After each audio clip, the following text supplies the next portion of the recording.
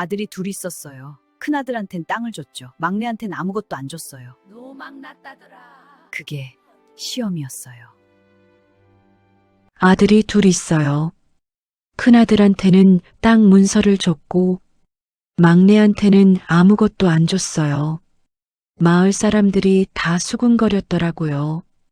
노망났다고, 못된 큰 며느리한테 전 재산 퍼줬다고. 근데요, 그게 노망이 아니었어요. 노모는 처음부터 다 보고 있었던 거예요. 두 며느리가 무엇을 보는지, 무엇을 감추는지, 무엇을 바라는지, 낡은 장부 한 권에 하나씩 전부 적어가면서요. 땅을 준 건 시험이었고 아무것도 안 준 것도 시험이었어요. 그리고 그 시험의 끝에서 진짜 재산이 누구한테 갔는지 지금부터 들려드릴게요. 어느 날 아침이었어요. 대문이 삐걱거리는 소리가 나더니 큰아들 내외가 왔어요. 큰 며느리가 먼저였는데 옷매무새가 참 단정했어요. 치맛자락 하나 흐트러진 데 없이 노모 앞에 서서 공손하게 고개를 숙였죠. 어머니, 편안히 잘 지내셨어요? 말은 참 반듯했더라고요. 목소리도 낮고 자세도 바르고 딱 봐서는 나무랄 데가 없었어요. 근데 말이에요. 그 눈이 문제였죠. 인사를 하는 그 짧은 순간에도 시선이 노모의 얼굴이 아니라 옷자락을 훑고 있었거든요. 남루한 적삼, 군데군데 기운 자국들. 그게 눈에 들어오는 게 보이더라고요. 얼굴엔 아무 표정도 없었지만 그 눈빛만큼은 숨길 수가 없었던 거죠. 그러더니 슬쩍 아주 자연스럽게 부엌 쪽으로 시선을 돌렸어요. 힐끗 들여다보는 거예요.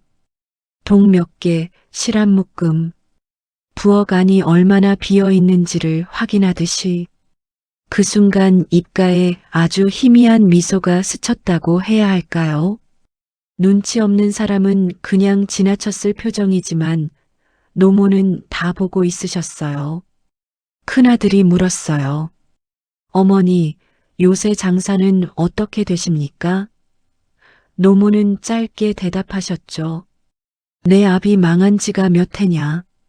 그 말에 큰 며느리는 공손하게 고개를 숙였는데 고개를 숙이면서도 눈은 마루 바닥을 훑고 있더라고요.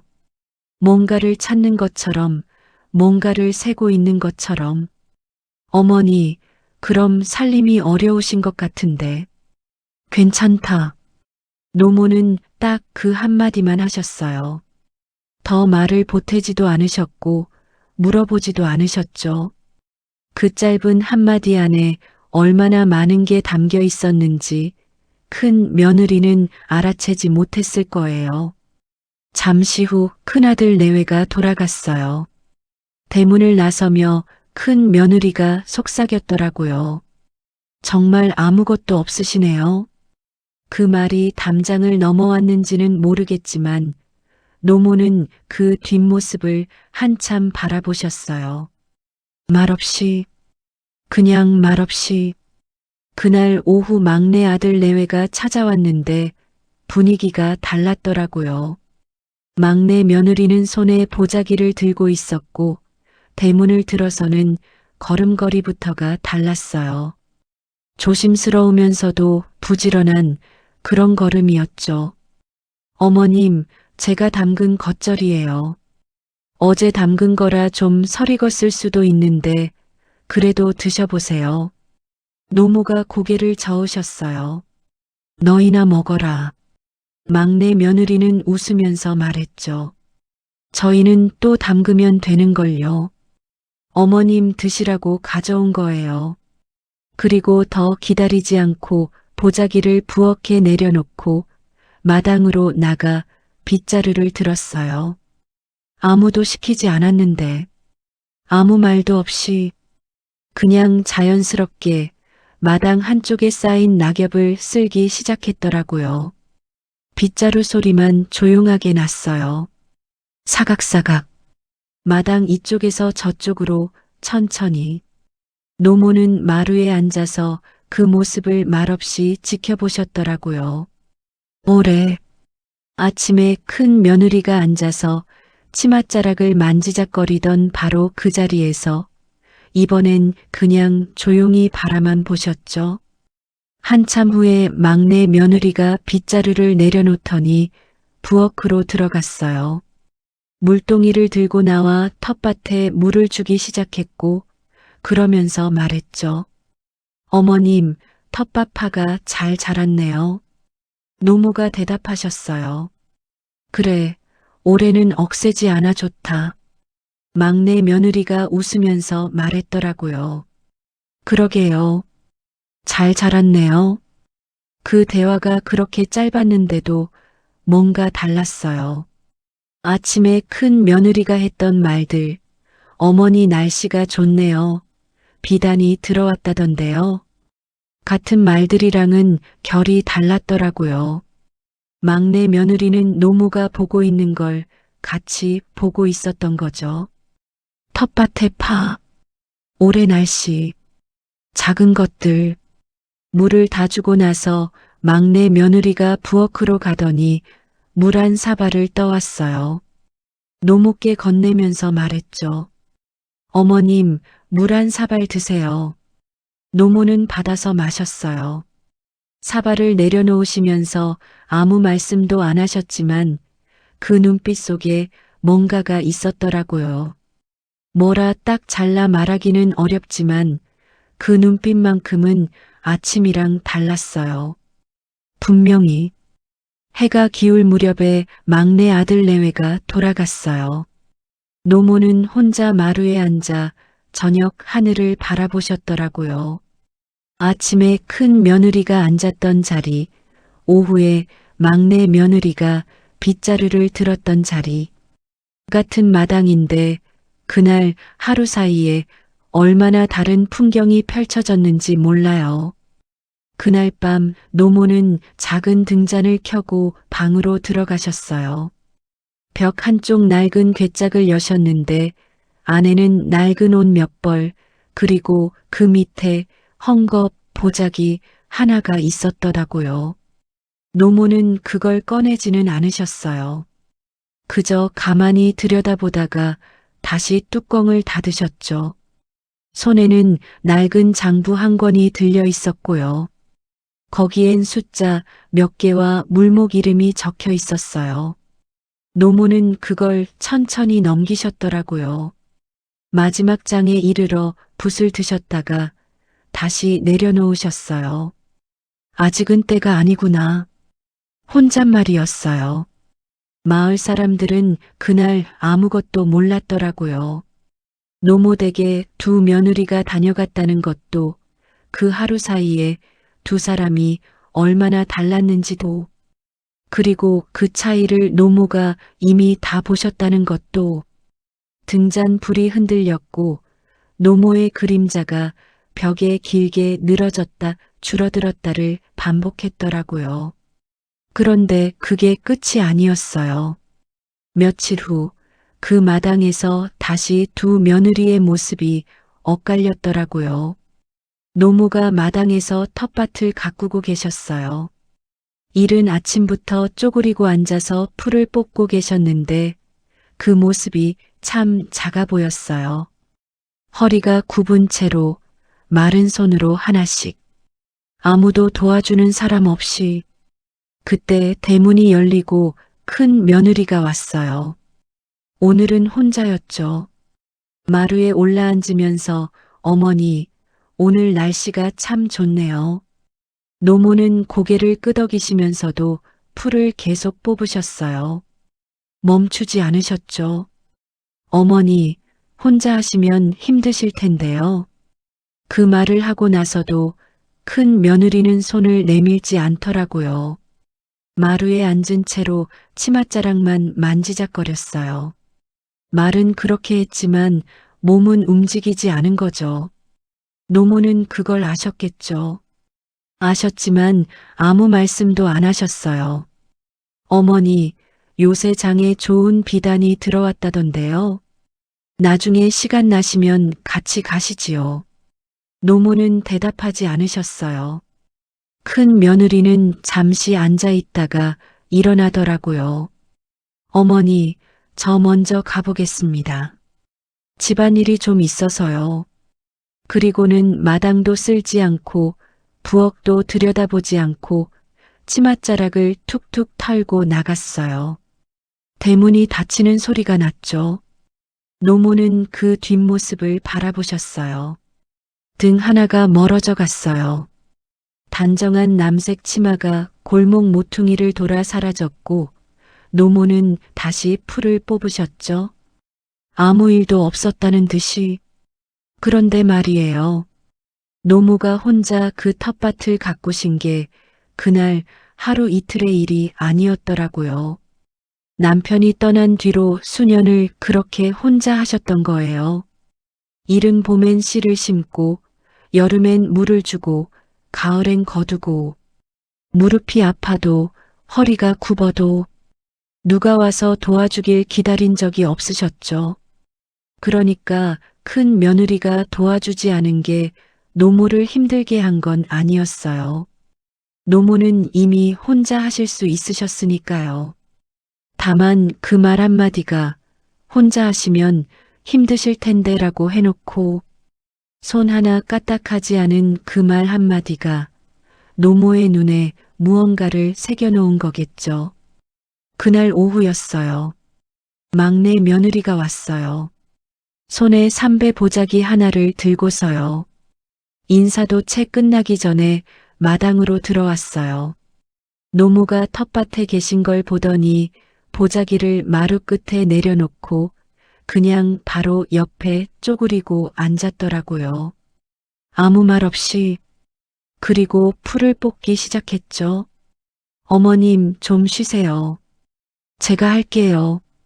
노모가 고개를 저으셨어요. 괜찮다, 같이 하자. 그래서 두 사람이 나란히 앉아서 풀을 뽑았더라고요. 말이 많지 않았어요. 그냥 손을 움직이면서 가끔 한마디씩 주고받으면서 풀이 언제 이렇게 자랐대요? 봄비가 좀 왔으니까. 그러게요. 파색이 참 좋네요. 별것 아닌 말들이었죠.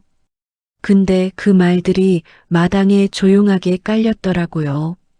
아침에 큰 며느리가 했던 비단 얘기, 날씨 얘기랑은 달랐어요. 막내 며느리는 지금 이 마당을 보고 있었던 거예요. 지금 이 텃밭을, 지금 이 팔을. 한참을 그렇게 풀을 뽑고 나서 막내 며느리가 일어났어요. 부엌으로 가더니 물동이를 들고 나와 텃밭에 물을 줬고 그리고 다시 부엌으로 가서 물 한 사발을 떠왔더라고요. 어머님, 물 드세요. 노모가 받아서 마셨어요. 그 사발 하나가 참 단순한 거잖아요. 물 한 사발. 근데 그게 그날 노모한테 처음으로 누군가 건네준 거였더라고요. 아침에 큰 며느리는 마루에 앉아서 비단 얘기를 했고 막내 며느리는 옆에 쪼그려 앉아서 물 한 사발을 떠왔고 그 차이가 작은 것 같지만 작은 게 아니었던 거죠. 막내 며느리가 돌아간 뒤 노모는 마루에 혼자 앉아 계셨더라고요. 해가 기울면서 마당의 그림자가 길게 늘어졌어요.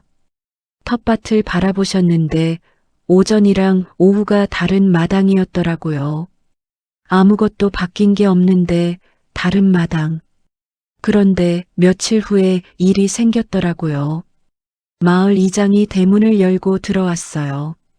박씨 어르신, 댁 지붕 기와가 또 떨어졌더군요. 노모는 고개를 끄덕이셨죠. 알고 있네. 이장이 걱정스럽게 말했어요. 이러다 큰 비 오면 큰일 납니다. 어서 고치셔야지요. 이장이 돌아간 후 노모는 마루에 앉아 지붕을 올려다 보셨더라고요. 기와 서너 장이 빠진 자리가 뻥 뚫려 있었어요. 하늘이 보였죠. 흰 구름이 그 구멍 사이로 흘러갔고요. 고치고 싶으셨겠죠? 당연히. 근데 돈이 없으셨던 거예요. 이장한테 아무 말씀도 안 하셨던 건 말씀드려봤자 방법이 없다는 걸 아셨기 때문이었을 거예요. 그날 저녁 막내 며느리가 찾아왔더라고요. 대문을 열고 들어오다가 지붕을 올려다 봤어요. 그리고 말을 잇지 못했죠. 어머님, 지붕이. 노모가 손을 저으셨어요. 괜찮다. 비만 조심하면 된다. 막내 며느리가 말했죠. 제가 내일 기와 몇 장 구해 올게요. 노모가 고개를 저으셨어요. 너희 살림도 어려운데.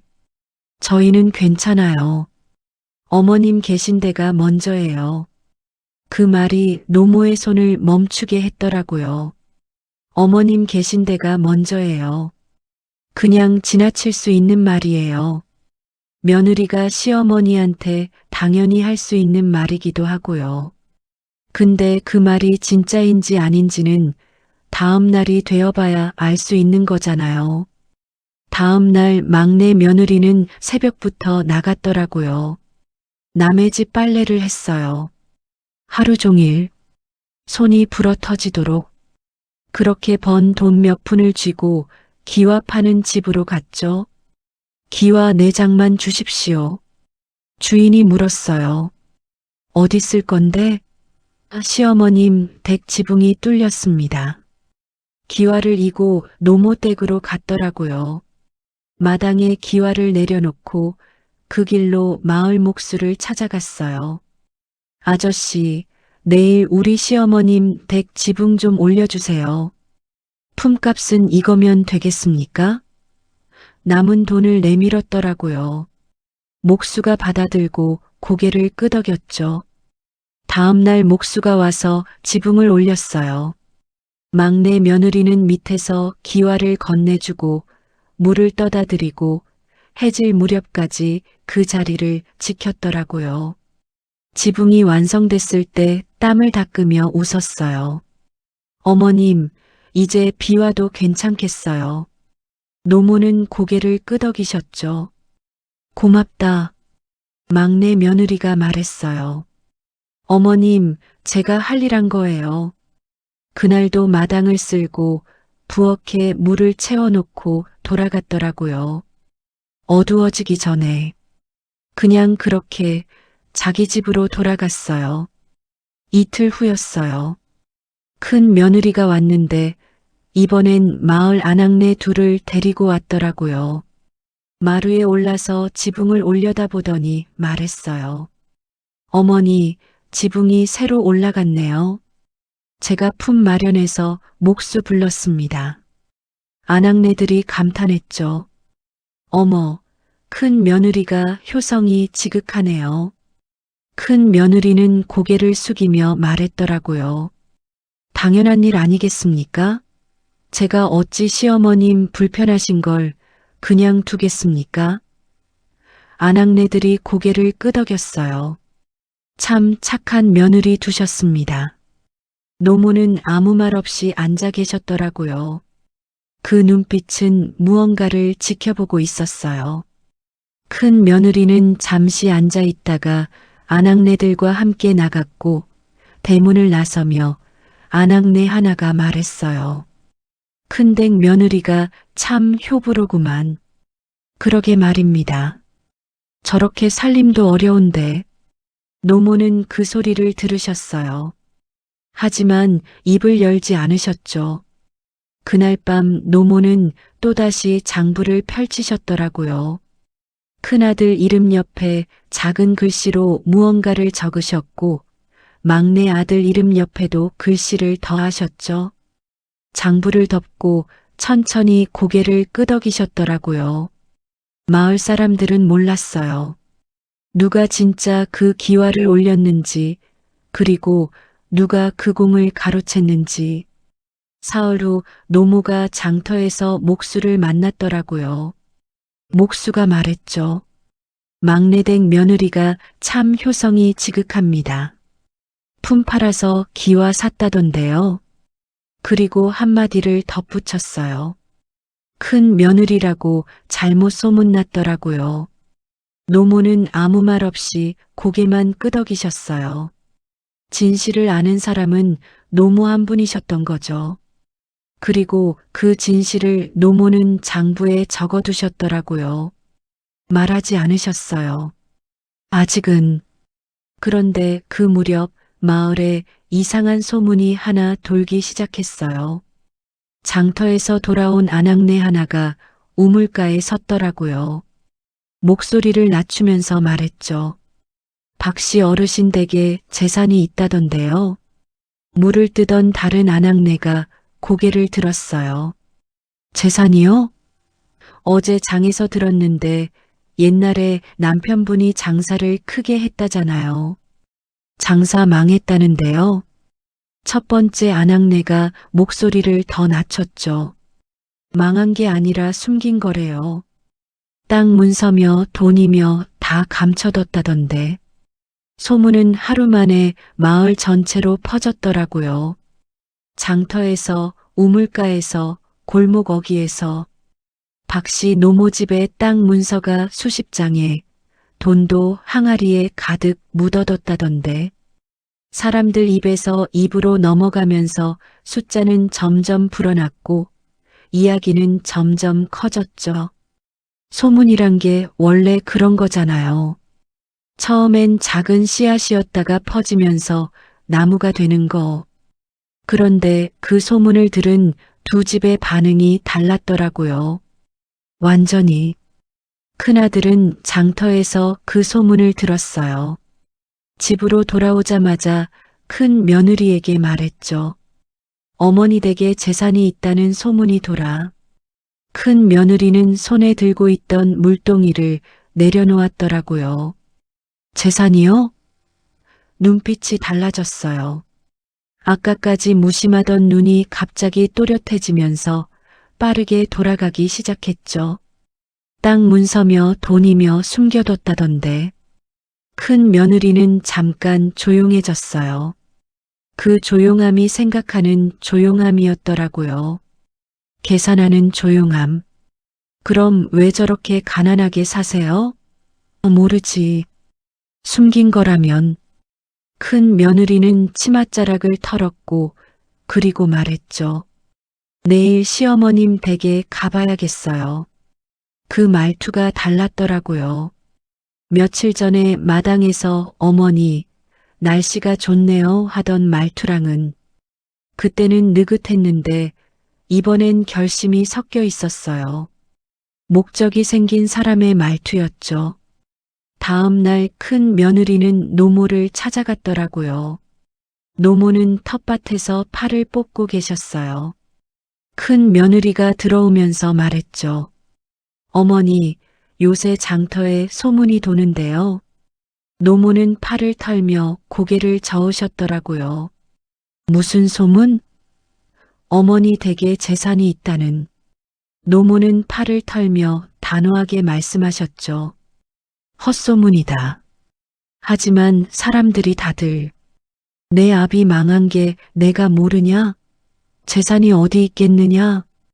큰 며느리는 고개를 숙였어요. 하지만 눈은 숙이지 않았더라고요.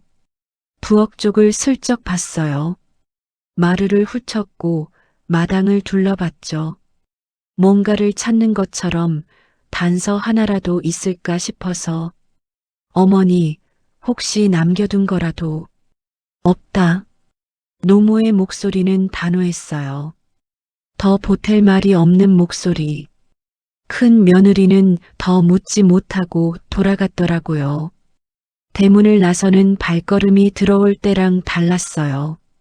들어올 땐 빠르고 목적 있는 걸음이었는데 나갈 땐 뭔가 못내 아쉬운 걸음이었더라고요. 골목 어귀를 돌아가면서도 한 번 뒤를 돌아봤어요. 노모댁 지붕을 바라보면서 노모는 그 뒷모습을 보셨겠죠. 하지만 아무 말씀도 안 하셨어요. 반면에 막내 아들은 며칠 후에 소문을 들었더라고요. 장터에서가 아니라 이웃한테서 들었어요. 집으로 돌아와 막내 며느리에게 말했죠. 마을에서 어머니 댁에 재산이 있다던데. 막내 며느리는 저녁을 짓고 있었어요. 솥 앞에 앉아서 불을 보고 있다가 손을 멈췄더라고요. 그리고 물었죠. 어머님이 그러셨어요? 재산이 있다고? 막내 아들이 말했어요. 아니, 마을 소문이야. 막내 며느리는 고개를 저었더라고요. 천천히. 소문은 소문일 뿐이에요. 그리고 다시 불을 봤어요. 솥에서 김이 올라오는 걸 보면서 말했죠. 어머님이 어려우신 거 우리가 아는데 그런 거 생각하지 마세요. 우리가 할 일은 어머님 편히 계시게 하는 것뿐이에요. 막내 아들은 고개를 끄덕였어요. 그게 대화의 전부였더라고요. 소문 얘기가 더 이어지지 않았어요. 막내 며느리는 다시 밥을 지었고 막내 아들은 마당에 나가서 장작을 패기 시작했죠. 그 두 집의 저녁 풍경이 얼마나 달랐는지 몰라요. 큰 집에서는 저녁밥을 먹으면서도 소문 얘기가 계속됐을 거예요. 얼마나 있을까? 어디다 숨겼을까? 어떻게 하면 알 수 있을까? 그 생각들이 밥상 위에 올라와 있었겠죠. 막내 집에서는 그냥 밥을 먹었더라고요. 보리밥에 된장국. 별거 없는 저녁이었는데 그 저녁이 조용했어요. 소문이 밥상 위에 올라오지 않았거든요. 그날 밤 노모는 괴짝을 열었더라고요. 장부를 꺼내 펼치셨죠. 그리고 두 줄을 적으셨어요. 큰아들 이름 옆에, 막내 아들 이름 옆에. 재산을 묻는 자, 재산을 묻지 않는 자. 붓을 내려놓으시고 장부를 덮으셨더라고요. 등잔 불이 흔들렸어요. 노모는 한참을 그 불을 바라보셨죠. 소문이 마을을 돌고 있는 그 밤에 노모 혼자 작은 방에 앉아서 불꽃을 보고 계셨던 거예요. 그 소문이 두 집을 어떻게 움직이는지 이미 다 보고 계셨던 거겠죠. 마을 사람들은 여전히 수군거렸더라고요. 박씨 노모가 뭘 숨겨놨을 거야. 얼마나 될까? 소문은 좀처럼 사그라들지 않았어요. 오히려 날이 갈수록 더 부풀어 올랐더라고요. 항아리가 하나에서 둘이 되고 땅 문서가 몇 장에서 수십 장이 되고 그리고 그 소문이 두 집을 점점 다른 방향으로 밀어가고 있었더라고요. 두 집의 갈림은 이미 시작됐어요. 다만 아직 아무도 그 끝을 몰랐던 거죠. 며칠 후 노모가 두 아들을 한자리에 불렀어요. 내일 모두 집으로 오너라. 짧은 말 한마디였는데 두 아들은 그 말을 듣고 각자 집으로 돌아갔어요. 무슨 일인지는 몰랐겠죠. 하지만 뭔가 큰 일이 있을 거라는 건 느꼈을 거예요. 노모가 두 아들을 한꺼번에 부르는 일이 흔한 일이 아니었으니까요. 다음 날 아침 큰아들이 먼저 도착했어요. 깔끔하게 차려입고 왔더라고요. 평소보다 옷매무새를 더 단정하게 했어요. 뭔가 중요한 자리라는 걸 알고 온 거죠.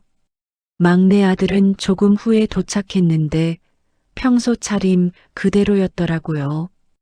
두 아들이 마루에 나란히 앉았어요. 노모는 두 아들을 번갈아 보셨더라고요. 한참을 말씀이 없으셨어요. 그냥 보기만 하셨죠. 큰아들 얼굴, 막내 아들 얼굴. 어릴 때부터 봐온 얼굴들이잖아요. 그 얼굴들이 이제 40이 다 되고 30이 넘었으니 노모가 얼마나 많은 생각을 하셨을지 몰라요. 그리고 천천히 입을 여셨어요. 내가 나이가 들었다. 큰아들이 고개를 숙이며 말했죠. 어머니, 아직 정정하십니다. 노모는 손을 저으셨어요. 아니다. 이제 정리할 때가 됐다. 잠시 말을 멈추셨다가 다시 입을 여셨어요.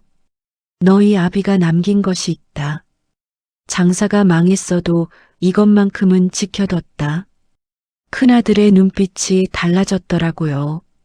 소문이 생각났겠죠. 재산이 있다는 소문. 그게 사실이었던 거예요. 막내 아들은 고개를 들었어요. 말없이 노모는 방으로 들어가셨어요. 잠시 후 헝겊 보자기를 들고 나오셨더라고요. 마루에 놓고 보자기를 푸셨어요. 땅 문서 5장이 나왔어요. 그 옆에 은자 몇 냥. 큰아들은 숨을 멈췄더라고요. 막내 아들은 그저 바라보기만 했죠. 이걸 큰 집에 준다. 큰아들이 고개를 들었어요. 어머니, 이걸 다요? 노모는 고개를 끄덕이셨죠. 내가 장남이다. 집안을 이어가야 한다. 큰아들은 고개를 숙였어요. 감사합니다, 어머니. 그 감사합니다 소리가 얼마나 빨리 나왔는지 몰라요. 준다는 말이 끝나기가 무섭게 나왔더라고요. 노모는 그 빠름을 들으셨겠죠. 하지만 아무 말씀 안 하셨어요. 막내 아들은 아무 말이 없었어요. 노모가 막내 아들을 보셨죠. 막내야. 예, 어머니. 너는 나를 모셔라. 막내 아들은 잠시도 망설이지 않았더라고요. 알겠습니다. 그것도 빠른 대답이었지만 큰아들의 빠름과는 달랐어요. 큰아들의 빠름은 받는 기쁨이었고 막내 아들의 빠름은 그냥 당연한 일을 받아들이는 빠름이었으니까요. 두 아들은 일어나 대문을 나섰어요. 큰아들은 걸어가며 혼잣말을 했더라고요. 땅 문서 5장이라니. 막내 아들은 말없이 걸었죠. 두 사람이 같은 길을 나섰지만 걸음의 무게가 달랐어요. 한 사람은 뭔가를 얻은 걸음이었고 한 사람은 뭔가를 맡은 걸음이었더라고요. 집에 돌아온 큰아들이 큰 며느리에게 말했어요. 어머니가 재산을 우리 집에 주신대. 큰 며느리는 밥 짓던 손을 멈췄더라고요. 정말이요? 땅 문서 5장하고 은자도. 큰 며느리의 얼굴에 웃음이 번졌어요. 어머니가 역시 큰 집을 아시는구나. 그리고 덧붙였죠. 막내는 어머니를 모시래. 당연하지요. 재산은 우리가 받았으니. 그 말이 참 많은 걸 담고 있었더라고요. 제사를 받았으니 어머니는 막내가 모셔도 된다는 말이었거든요. 어머니를 모시는 게 짐이 아니라 제사가 권리고 어머니가 짐이라는 생각이 그 말 안에 들어 있었던 거죠. 큰 며느리는 다시 밥을 지었고 입가의 웃음은 사라지지 않았더라고요. 그날 밤 막내 아들이 집으로 돌아왔어요. 막내 며느리가 물었죠. 어머님이 부르셨다던데 무슨 일이셨어요? 막내 아들은 한참을 말하지 못했더라고요. 그리고 천천히 말했어요. 형님 댁에 재산을 주신대. 우리는 어머니를 모시래. 막내 며느리는 고개를 끄덕였어요. 알겠어요. 그게 다였더라고요. 왜요? 라고 묻지 않았어요. 억울하다고 하지도 않았죠. 그냥 알겠다고 했어요. 막내 아들이 말했어요. 미안하다. 우리가 빈손이. 막내 며느리는 남편의 손을 잡았더라고요. 당신 재산이 뭐가 중요해요? 어머니 모시는 게 우리 몫이지. 그리고 웃으면서 말했죠. 어머님 모실 방 준비해야겠어요. 내일부터 청소 시작할게요. 그 웃음이 억지가 아니었더라고요. 진짜로 그렇게 생각하는 사람의 웃음이었어요. 어머니를 모시는 걸 선물로 받은 사람의 웃음. 재산을 못 받은 걸 아쉬워하는 게 아니라 어머니를 모실 수 있게 된 걸 진짜로 기뻐하는 웃음이었더라고요. 마을은 다음 날부터 떠들썩했어요. 박씨 어르신이 재산을 큰 집에 줬대. 막내 집은 빈손이래. 큰 집은 복받았구만. 사람들이 다 그렇게 수군거렸죠. 겉으로만 보면 그렇게 보였을 거예요. 땅 문서 5장을 받은 집이 복받은 집처럼 보이는 건 당연한 거니까요. 하지만 아무도 몰랐더라고요. 진짜 복이 어느 쪽으로 가고 있는지. 사흘 후 큰아들이 노모댁으로 왔어요. 손에 보자기를 들고 왔더라고요. 땅 문서를 담을 보자기를. 노모는 방으로 들어가 보자기를 꺼내 오셨어요. 땅 문서 5장과 은자. 큰아들은 그걸 받아들었죠.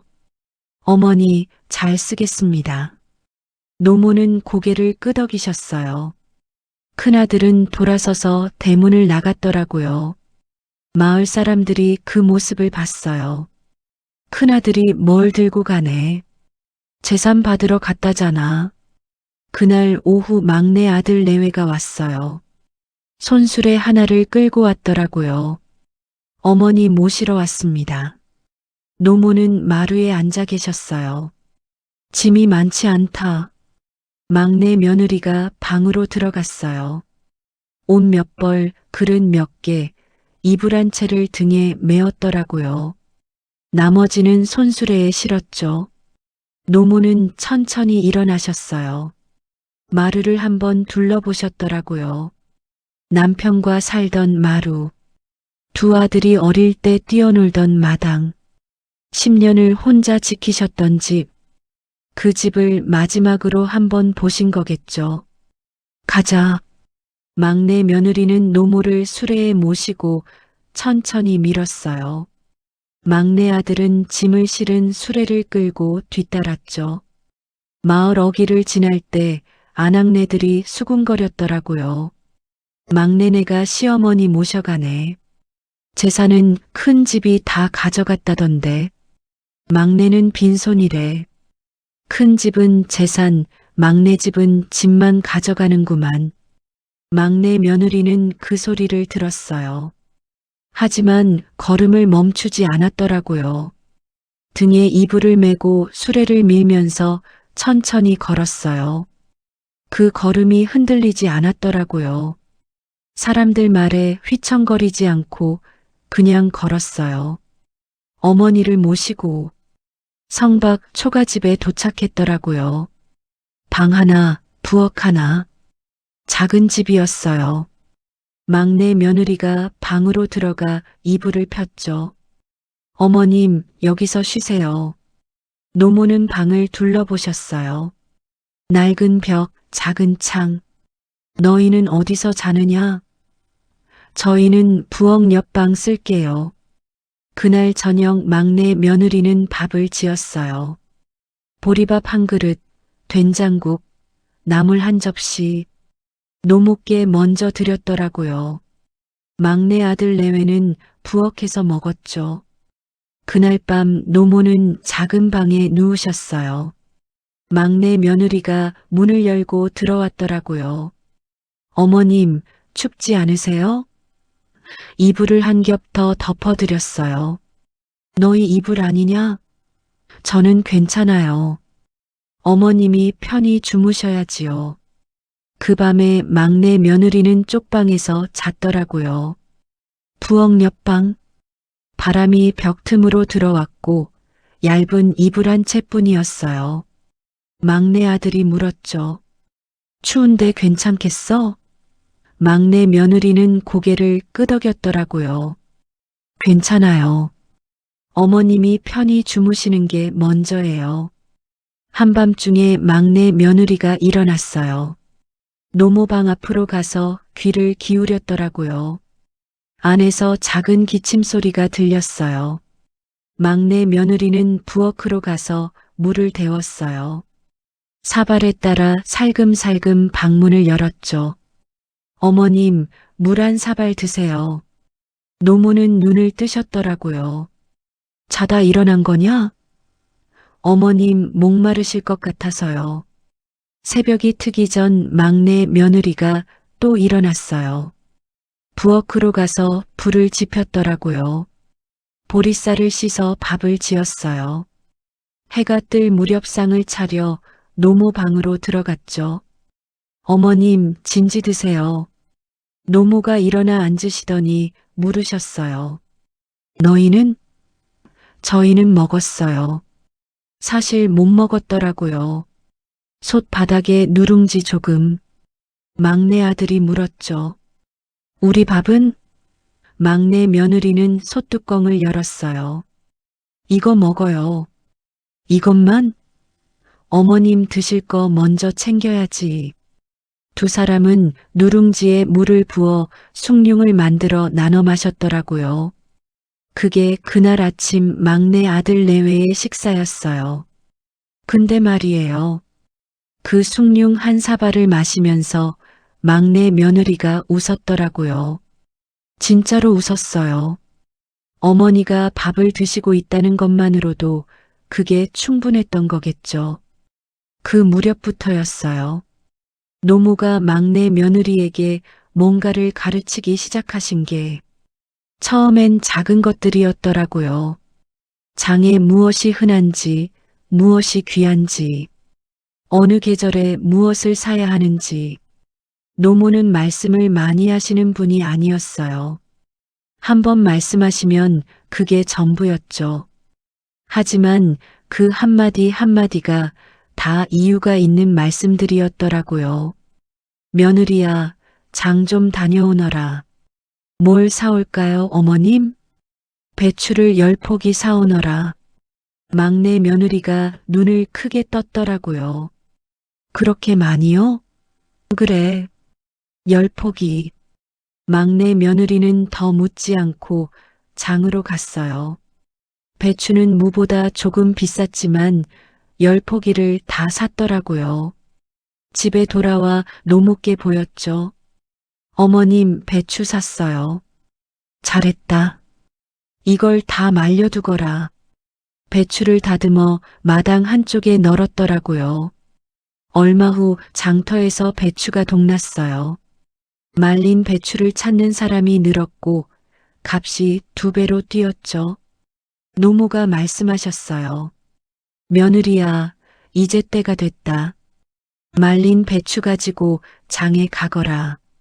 2배 밑으로는 절대 팔지 마라. 막내 며느리는 바구니를 들고 장으로 갔어요.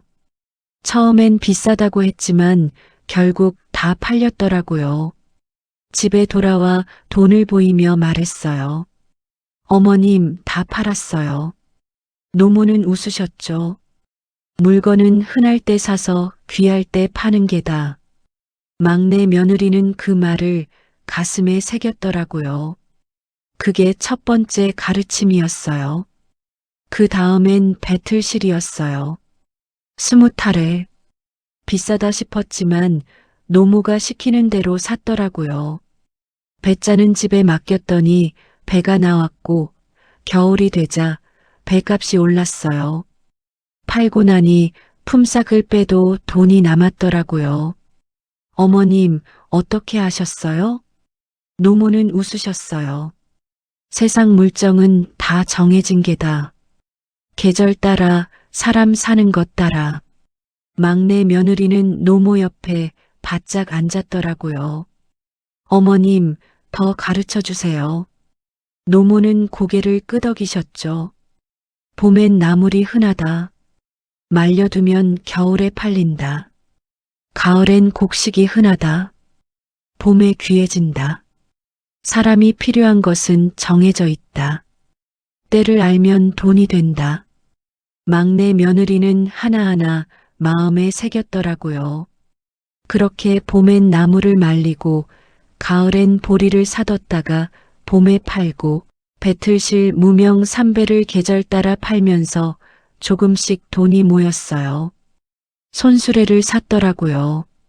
물건을 더 많이 실을 수 있었죠. 장터에서 막내 며느리를 보는 사람들이 많아졌어요. 저댁 며느리 장사를 제법 하네. 물건 보는 눈이 있어. 막내 며느리는 조금씩 거래처를 늘렸더라고요. 성암포 목전, 곡물 도매상, 물건을 맡기고 때가 되면 팔았어요. 그해 가을이었어요. 막내 아들이 말했더라고요. 집이 좁습니다. 막내 며느리는 고개를 끄덕였어요. 방 하나 더 지을까요? 두 사람이 돈을 모아 작은 방 하나를 더 지었더라고요. 노모는 여전히 큰 방에 계셨고 막내 아들 내외는 새로 지은 방으로 갔죠. 장터에서 막내 며느리의 자리가 점점 커지고 있을 때 큰 집에서는 어떤 일이 벌어지고 있었는지 몰라요. 큰 며느리는 땅 문서를 펼쳐놓고 이 땅 저 땅을 따지고 있었더라고요. 팔면 얼마나 받을까? 조금 더 기다리면 값이 오르지 않을까? 기다리기만 하고 움직이지는 않았어요. 그러는 사이에 막내 집은 조금씩 자라고 있었더라고요. 노모는 그 모습을 다 지켜보고 계셨어요. 막내 며느리가 장에서 돌아오는 모습을 시키는 대로 하고 조금씩 배워가는 모습을 천천히 고개를 끄덕이시면서 혼잣말을 하셨더라고요. 이 아이는 배울 줄 아는구나. 그날 밤 노모는 장부를 펼치셨어요. 막내 며느리 이름 옆에 작은 글씨로 적으셨죠. 길을 아는 자. 그리고 장부를 덮으셨더라고요. 작은 장사가 언젠가 큰 상단이 되리라는 걸 아직 아무도 몰랐어요. 하지만 노모는 알고 계셨겠죠. 그리고 큰 집에서 무슨 일이 벌어지기 시작했는지도 노모는 멀리서 보고 계셨더라고요. 그 무렵이었어요. 큰 며느리가 참지 못했더라고요. 막내 집 상단이 커지고 있다는 소문은 마을 어디서든 들렸어요. 장터에서도 우물가에서도 골목 어귀에서도 막내댁 며느리가 장사를 크게 한다던데 점포까지 얻었다잖아. 그 말들이 큰 며느리 귀에 들어갈 때마다 뭔가가 조여드는 느낌이었겠죠. 큰 집 살림은 나아지지 않았거든요. 땅 문서는 있었지만 돈이 없었어요. 좋은 논을 하나 팔아서 비단 치마를 샀고 중인한테 속아서 쓸모없는 성박 땅을 사는데 또 하나를 날렸더라고요. 그러는 사이에 쌀독이 비었고 쌀독을 채우려고 또 하나를 팔았죠. 어머니한테 받은 땅 문서 5장이 어느새 2장만 남았더라고요. 큰 며느리는 남은 2장을 꺼내 들여다봤어요. 언덕밭 문서 1장, 성박 땅 문서 1장. 성박 땅은 다리가 안 놓이면서 값이 오르지 않았던 그 땅이었더라고요. 사실상 휴지 조각이나 마찬가지였죠. 결국 남은 건 언덕밭 하나뿐이었어요. 그날 밤 큰 며느리는 잠을 이루지 못했더라고요. 천장을 바라보면서 생각했죠. 막내가 저렇게 잘 사는 건 공평하지 않다고. 어머니가 막내한테만 몰아줬다고. 장사 비법, 물목, 거래처, 땅 문서는 우리한테 주시고 정작 돈 되는 건 다 막내한테 줬다고. 그 생각이 머릿속에서 꺼지지 않았더라고요. 큰아들한테 말했어요. 여보, 어머니가 우리한테 주셨어야 할 걸 막내한테 준 거예요. 큰아들이 고개를 들었죠. 무슨 소리야? 장사 비법, 물목, 거래처, 다요. 우리한테는 땅 문서만 던져주시고 정작 돈 되는 건 다 막내한테. 큰 며느리는 눈물을 흘렸더라고요. 우리는 속은 거라고요. 큰아들은 고개를 저었어요. 막내 며느리가 잘해서 그런 거 아니겠어? 큰 며느리는 소리쳤더라고요. 아니에요. 저 노파가 다 막내한테 몰아준 거예요. 그리고 남편의 손을 잡았죠. 당신은 장남이잖아요. 집안을 이어야 할 사람이고, 우리가 되찾아야 해요. 원래 우리 것을. 그날부터 큰 며느리는 막내 집을 지켜보기 시작했더라고요. 언제 점포에 가는지, 누구와 거래하는지, 물건은 어디서 사오는지, 어느 길로 다니는지, 하나씩 눈에 담았어요. 큰아들이 물었죠. 뭐 하는 거야? 약점을 찾는 거예요. 큰 며느리의 눈빛은 차가웠더라고요. 저것들이 잘못한 게 분명히 있을 거예요. 그걸 찾아내서 말을 멈췄어요. 끝까지 말하지 않았지만 큰아들은 알아들었겠죠. 큰아들은 입을 다물었어요. 반대도 못했더라고요. 살림이 너무 바닥이었으니까요. 겨울이 왔어요. 쌀독이 또 비었더라고요. 큰 며느리가 말했어요. 땅을 하나 더 팔아야겠어요. 큰아들이 고개를 저었죠. 이제 겨우 2개밖에 안 남았는데. 그럼 굶어 죽으라고요? 결국 언덕밭 문서를 팔았더라고요. 쌀을 사고 반찬을 샀죠. 이제 남은 건 성박 쓸모없는 땅 1장뿐이었어요. 큰 며느리는 그 문서를 꺼내 들여다봤더라고요. 떨리는 손으로. 이게 마지막이에요. 막내를 빼앗지 못하면 우리는 망해요. 그날 밤 큰 며느리는 장터에서 사온 헌 무명을 꺼냈어요. 구멍 난 것, 얼룩진 것. 보자기에 싸서 방 한쪽에 뒀더라고요. 큰아들이 봤어요. 정말 하는 거야? 큰 며느리는 창밖을 봤죠. 이게 마지막 기회예요. 이것도 안 되면 우리는 끝이에요. 큰아들은 고개를 숙였어요. 막지 않았더라고요. 며칠 후 밤이 됐을 때였어요. 큰 며느리는 헌 무명을 들고 나갔더라고요. 점포는 일손이 없고 문이 늘 허술하다는 걸 며칠을 지켜보면서 이미 알고 있었죠. 밤이 깊어지자 막내 며느리 점포로 갔어요. 문이 잠겨 있었더라고요. 뒤쪽으로 돌아갔죠. 창문이 조금 열려 있었어요. 손을 넣어 안쪽을 더듬었더라고요. 무명 한 피를 꺼냈어요. 그리고 헌 무명을 넣었죠.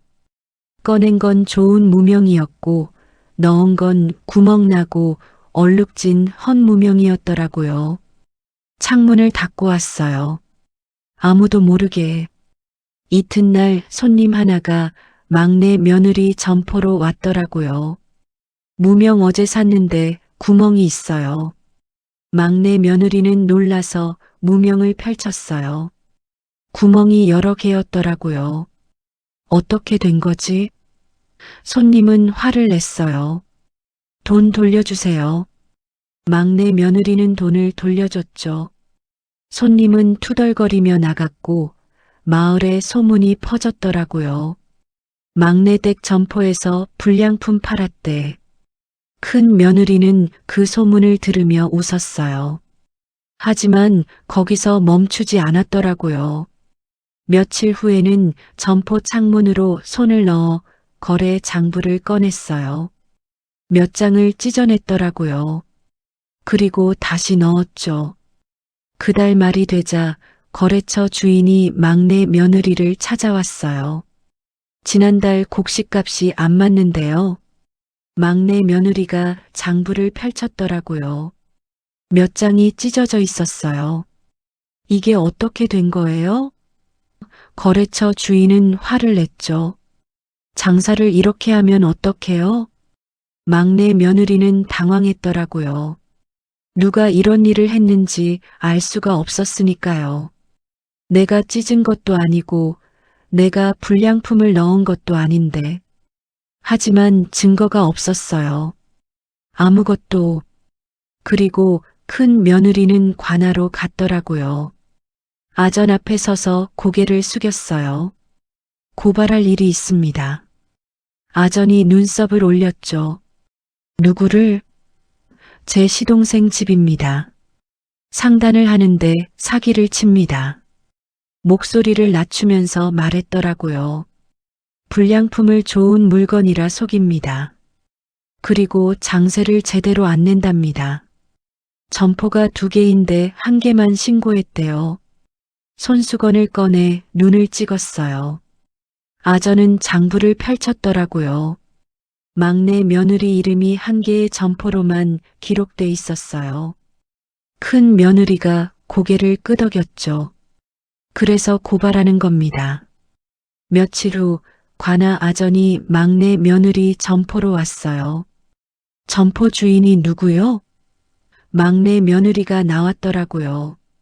저인데요. 고발이 들어왔소. 불량품을 팔고 장세를 속였다는. 막내 며느리는 얼굴이 하얗게 질렸어요. 그런 적 없습니다. 조사해봐야 알겠소. 아전이 장부를 펼쳤더라고요. 점포가 2개라던데. 예, 맞습니다. 그런데 장세는 1개만 냈소. 아닙니다. 2개 다 냈어요. 증거가 있어? 막내 며느리는 당황했어요. 장세 낼 때 받은 표가 있는데 집에 있습니다. 집으로 달려갔더라고요.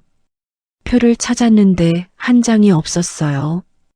분명히 뒀는데, 분명히 여기 뒀는데, 온 집안을 뒤졌지만 나오지 않았더라고요. 관아로 돌아가서 말했죠. 1장이 없어졌습니다. 아전은 관아 장부를 펼쳤어요. 여기엔 점포 1개만 기록되어 있어. 막내 며느리는 얼굴이 하얗게 질렸더라고요. 그럴 리 없는데. 결국 아전은 말했어요. 표도 없고 장부 기록도 없고 증인도 없소. 일단 의심을 받을 수밖에 없소. 소문은 더 빠르게 퍼졌더라고요. 막내 댁이 증거도 못 된대. 역시 장세 안 낸 게 맞나 봐. 거래처 주인들이 하나둘 막내 며느리를 찾아왔어요. 죄송하지만 거래를 끊어야 하겠소. 관아에 문제가 생긴 상담과는 거래 못해요. 점포에 물건은 쌓였지만 사는 사람이 없었더라고요. 일손으로 쓰던 사람도 왔어요. 주인님, 죄송하지만 그만두겠습니다. 여기 계속 있으면 저까지 소문이 날 것 같아서요. 막내 며느리는 말리지 못했어요.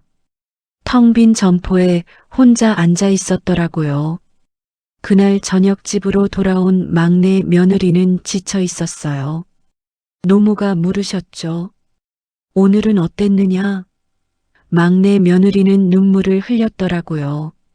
거래처가 다 끊겼어요. 손님도 안 와요. 노모는 고개를 끄덕이셨어요. 힘들겠구나. 어머님, 제가 뭘 잘못한 걸까요? 노모는 막내 며느리의 손을 잡으셨더라고요. 내 잘못이 아니다.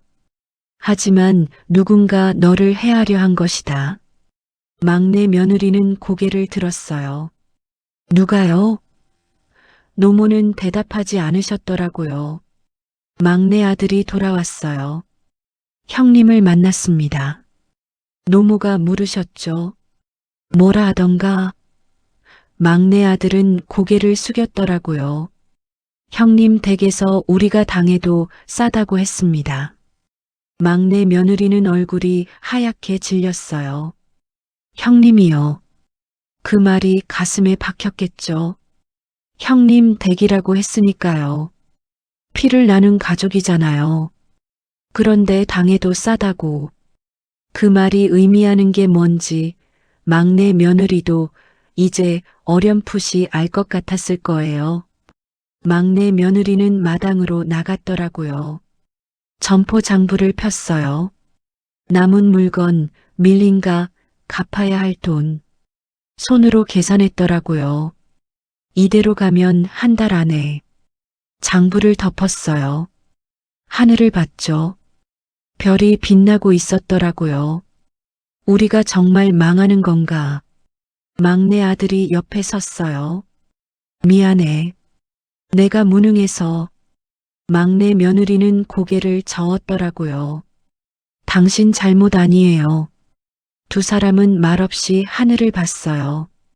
별빛 아래서 그 무렵 큰 집에서는 큰 며느리가 웃고 있었더라고요. 이제 며칠 안에 막내는 문 닫을 거예요. 큰아들은 아무 말 하지 못했어요. 그럼 어머니가 우리한테 오시겠지요. 큰 며느리는 창밖을 봤죠. 드디어 우리 것을 되찾는 거예요.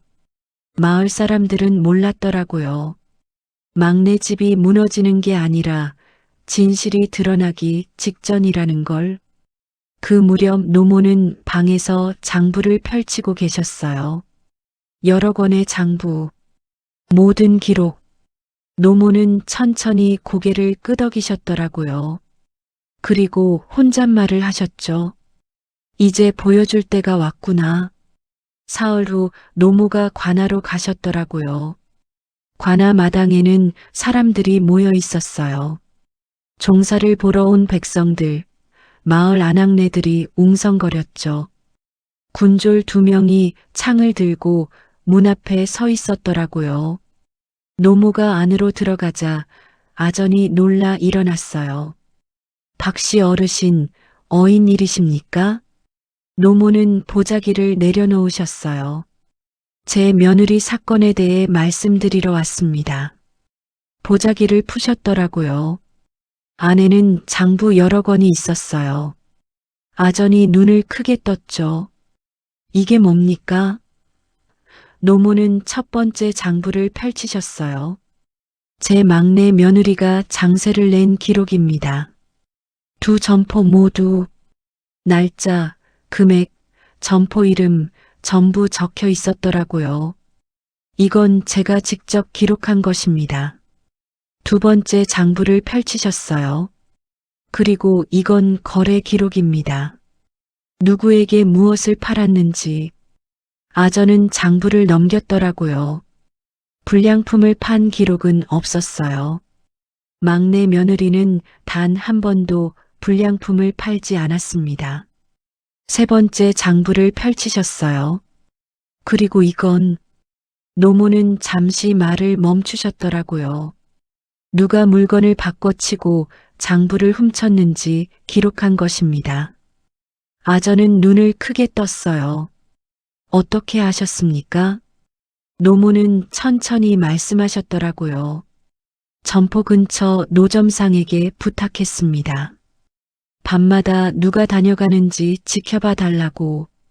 그리고 문틈에 재를 뿌려뒀어요. 누가 들어갔다 나오면 흔적이 남지요. 아전이 고개를 끄덕였어요. 그래서 누가. 노모는 마지막 장을 펼치셨더라고요. 큰 며느리였어요. 아전은 숨을 멈췄더라고요. 큰 며느리가요? 예. 불량품을 넣고 장부를 훼손하고 장세표를 훔쳐갔습니다. 그리고 관아에 거짓으로 고발했습니다.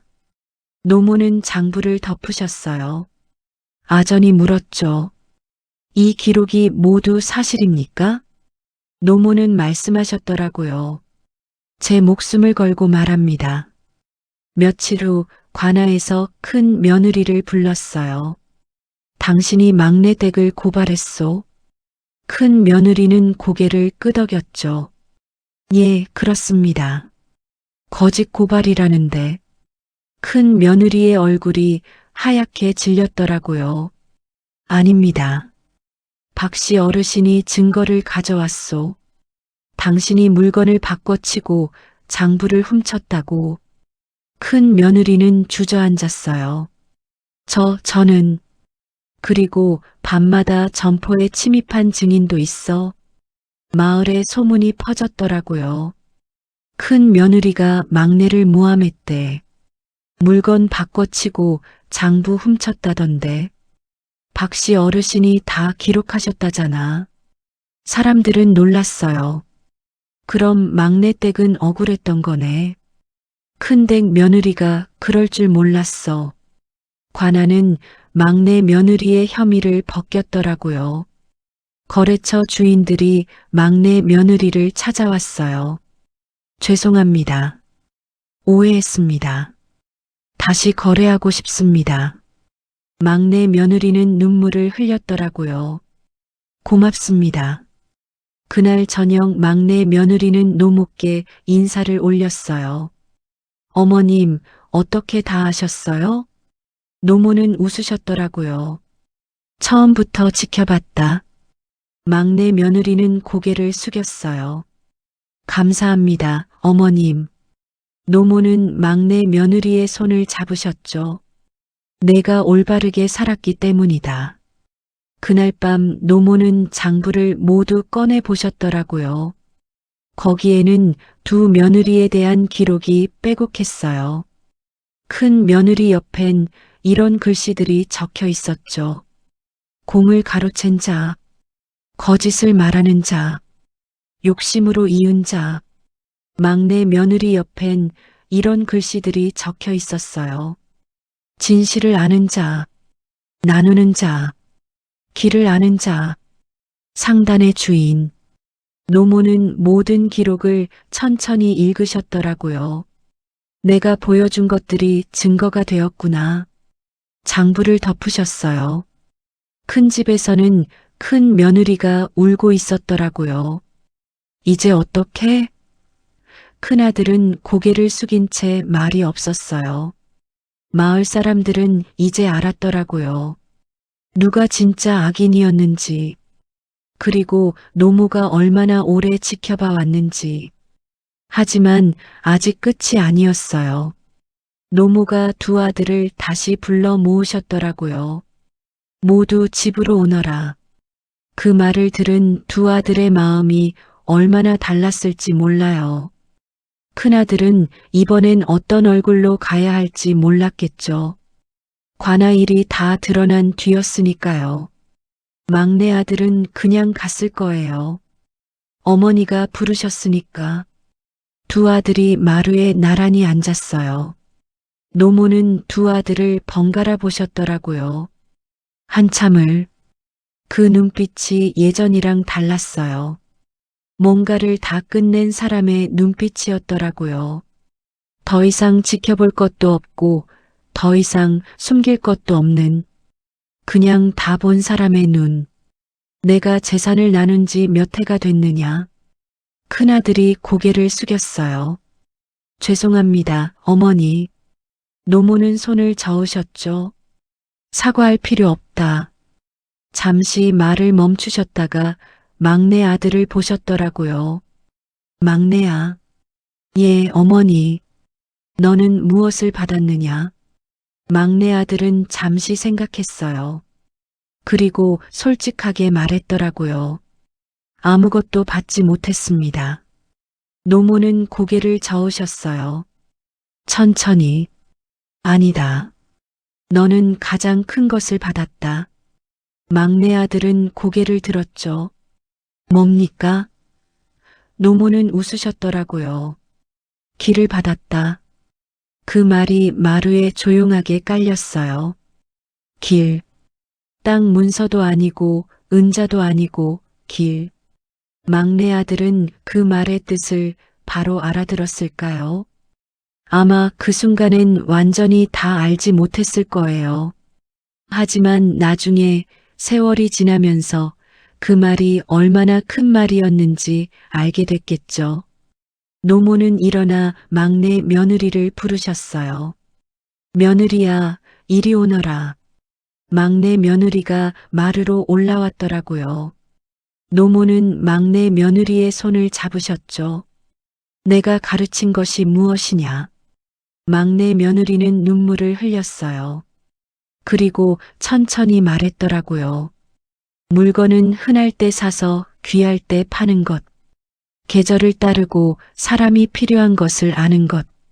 노모는 고개를 끄덕이셨어요. 그것이 진짜 재산이다. 그리고 큰아들을 보셨더라고요. 큰아들아. 큰아들이 고개를 들었죠. 예, 어머니. 너는 땅 문서를 받았다. 그것은 돈이었다. 노모는 잠시 말을 멈추셨어요. 하지만 돈은 쓰면 없어진다. 길은 평생 남는다. 큰아들은 입술을 깨물었더라고요. 그 말이 얼마나 아팠을지 몰라요. 틀린 말이 하나도 없었으니까요. 다 맞는 말이었어요. 땅 문서 5장을 받아서 다 날렸고 막내는 아무것도 못 받았지만 상단을 키웠으니 큰아들은 고개를 숙였더라고요. 제가 잘못했습니다. 노모는 막내 며느리를 일으키셨어요. 오늘부터 이 며느리가 이 집안의 안주인이다. 막내 며느리는 놀라서 고개를 저었더라고요. 어머님, 노모는 손을 저으셨죠. 내가 지켜온 것들이 이 집안을 살렸다. 그리고 방으로 들어가셨어요. 헝겊 보자기를 들고 나오셨더라고요. 마루에 놓고 푸셨어요. 안에는 은자와 문서가 있었어요. 막내 아들이 눈을 크게 떴더라고요. 어머니, 그럼 처음부터 노모는 고개를 끄덕이셨죠. 그렇다. 큰 집에 준 것이 다가 아니었다. 큰아들은 얼굴이 하얗게 질렸어요. 어머니, 노모는 큰아들을 보셨더라고요. 너에게 땅을 준 것은 시험이었다. 돈을 어떻게 쓰는지, 욕심을 어떻게 다스리는지 보려 했다. 그리고 막내 며느리를 보셨죠. 막내에게 나를 맡긴 것도 시험이었다. 아무것도 없어도 어떻게 사는지, 남을 어떻게 대하는지 보려 했다. 막내 며느리는 눈물을 흘렸어요. 소리 없이 그냥 눈물이 흘렀더라고요. 노모는 보자기를 막내 며느리에게 미셨어요. 이제 이것은 내 것이다. 막내 며느리는 고개를 저었죠. 형님 댁도. 노모는 손을 저으셨더라고요. 큰 집은 이미 받았다. 그리고 잃었다. 잠시 말을 멈추셨어요. 하지만 너희를 버리지는 않겠다. 큰아들이 고개를 들었더라고요. 어머니, 노모는 막내 며느리에게 말씀하셨죠. 며느리야, 큰 집을 도와주어라. 막내 며느리는 고개를 숙였어요. 예, 어머님. 노모는 두 아들을 번갈아 보셨더라고요. 큰아들은 돈을 받았고 막내는 길을 받았다. 하지만 진짜 상속은 사람을 남기는 것이다. 노모는 막내 며느리의 손을 잡으셨어요. 이 며느리가 이 집안을 이어갈 것이다. 그 말이 마루에 오래 남았더라고요. 두 아들도 막내 며느리도 한동안 아무 말을 하지 못했어요. 그 침묵이 나쁜 침묵이 아니었더라고요. 뭔가가 끝나고 뭔가가 시작되는 자리에서 오는 침묵이었어요. 마을 사람들이 그 소문을 들었어요. 박씨 어르신이 막내 며느리를 안주인으로 삼으셨대. 큰 집은 땅 받고도 망했는데 막내 집은 길을 받았다던데. 누군가 고개를 끄덕였더라고요. 역시 사람을 보는 눈이 있으셨네. 그날 밤 노모는 장부를 모두 태우셨더라고요. 마당에서 연기가 피어올랐어요. 막내 며느리가 물었죠. 어머님, 왜 태우세요? 노모는 웃으셨더라고요. 이제 필요 없다. 모든 것이 드러났으니. 노모는 하늘을 보셨어요. 연기가 위로 올라가는 걸 보시면서 말씀하셨더라고요.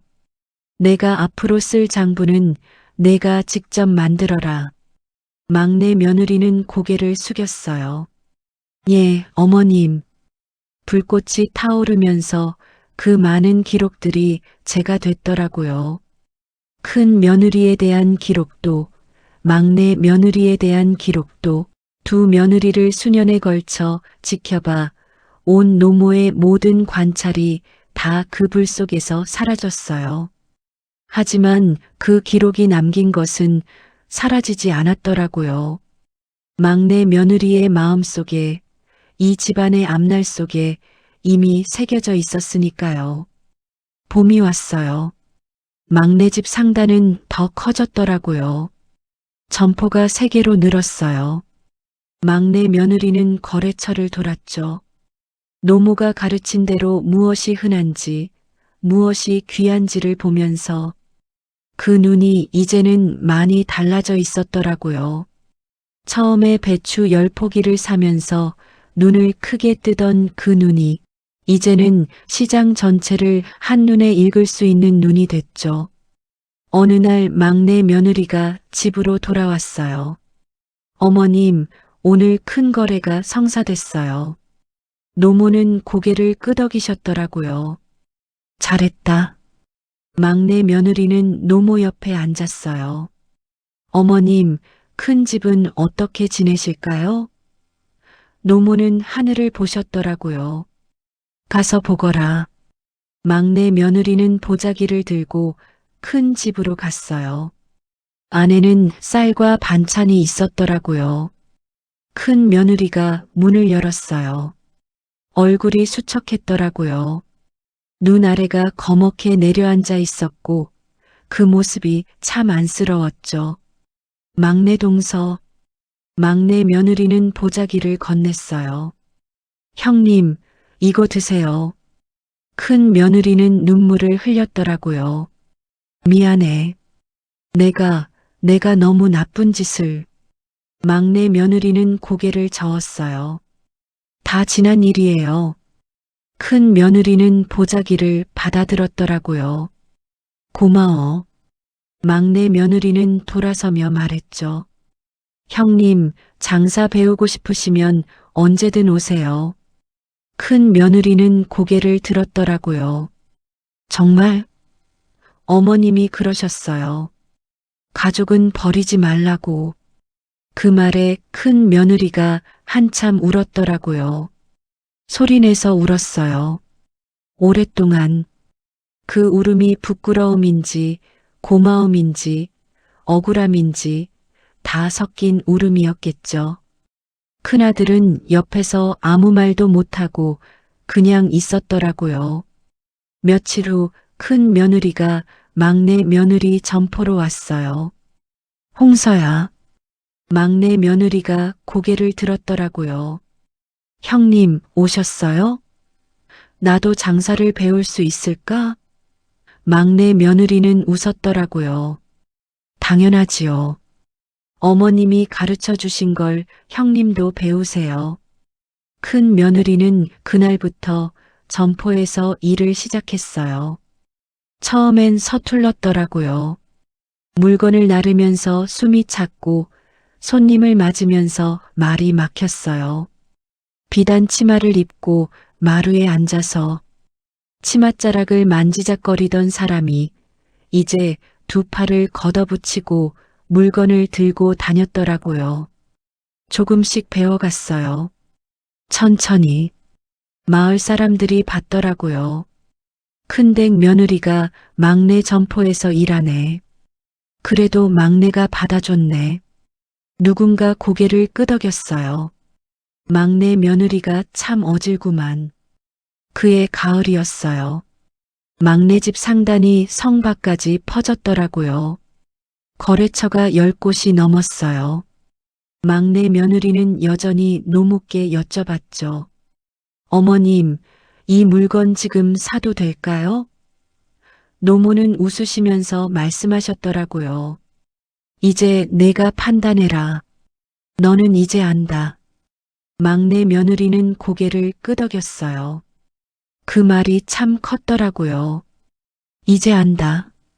더 이상 물어보지 않아도 된다는 말. 이제 혼자 설 수 있다는 말. 노모가 그렇게 말씀하신 날 막내 며느리는 혼자 장터를 돌면서 물건을 봤더라고요. 뭐가 흔한지 뭐가 귀한지. 그 눈이 이제 노모의 눈이랑 비슷해져 있었어요. 마을 잔치가 열렸더라고요. 막내 집 상단이 마을의 쌀을 나눠줬기 때문이었어요.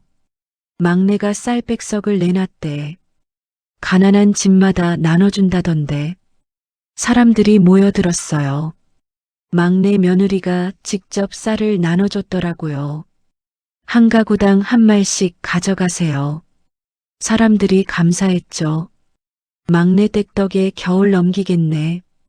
참 복받을 사람이야. 노모는 멀리서 그 모습을 지켜보셨어요. 막내 아들이 옆에 섰더라고요. 어머니, 저렇게 나눠주면 우리는. 노모는 손을 저으셨죠. 나눈 만큼 돌아온다. 그리고 막내 며느리를 바라보시면서 말씀하셨더라고요. 저 며느리가 그걸 안다. 그 말이 노모가 막내 며느리에게 줄 수 있는 가장 큰 칭찬이었겠죠. 어느 날 저녁이었어요. 노모와 막내 며느리가 마루에 나란히 앉아 별을 봤더라고요. 노모가 차를 한 모금 마시시고 말씀하셨어요. 너는 이 집안을 잘 지켜갈 것이다. 막내 며느리는 눈물을 흘렸더라고요. 열심히 하겠습니다. 노모는 웃으셨죠. 열심히 말고 바르게 해라. 그 한마디가 참 오래 남았더라고요. 열심히가 아니라 바르게. 열심히 하면 잘 될 수도 있어요. 하지만 바르게 하면 잘 되든 안 되든 사람이 남거든요. 노모가 평생 사신 방식이 그거였던 거겠죠. 바르게. 그래서 마지막에 사람이 남은 거고요. 막내 며느리는 그 말을 가슴에 새겼더라고요. 마을 사람들은 오래도록 기억했어요. 박씨 노모가 남긴 것이 무엇인지.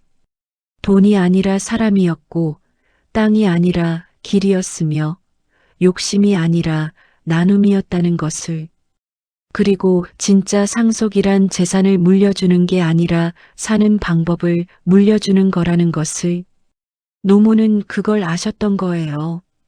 처음부터 낡은 장부 한 권에 하나씩 적어가면서 두 며느리를 지켜보면서 때를 기다리면서 그 오랜 기다림 끝에 남긴 것이 땅도 아니고 돈도 아니고 한 사람이었더라고요. 바르게 사는 사람. 하나. 그게 박씨 노모가 이 세상에 남긴 전부였어요. 그리고 그게 전부여도 충분했더라고요. 즐거운 시간 되셨나요? 지금까지 사랑방 만남이었습니다. 구독과 좋아요 부탁드려요.